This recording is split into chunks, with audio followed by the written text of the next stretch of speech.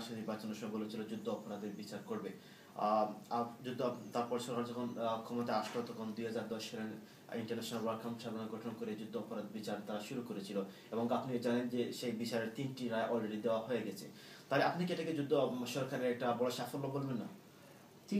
Well, 3টা রায় হয়েছে, এটা এটা এটা একটা বিরাট সাফল্য। কিন্তু আমরা যদি দেখি যে এই রায়গুলো, এই যে রায় দেওয়া হয়েছে, এটা একতরফাভাবে রায় দেওয়া হয়েছে। সেটা কিভাবে একতরফা দেওয়া হলো যদি আমাদেরকে বলেন? এটা যদি আমরা দেখি স্কাইপের ঘটনা, যদি আমরা একটু বিশেষ করে যদি স্কাইপের একটু দেখি, এটা তাহলে আমরা অত্যন্ত ক্লিয়ারভাবে এটা আমরা বুঝতে পারি যে এটা কী ধরনের বিচার হচ্ছে, কী ধরনের প্রহসন বিচার হচ্ছে। বাংলাদেশের জনগণ চায় যুদ্ধাপরাধীর বিচার হোক, কিন্তু স্বচ্ছভাবে হোক, এটা আমরা সবাই চাই।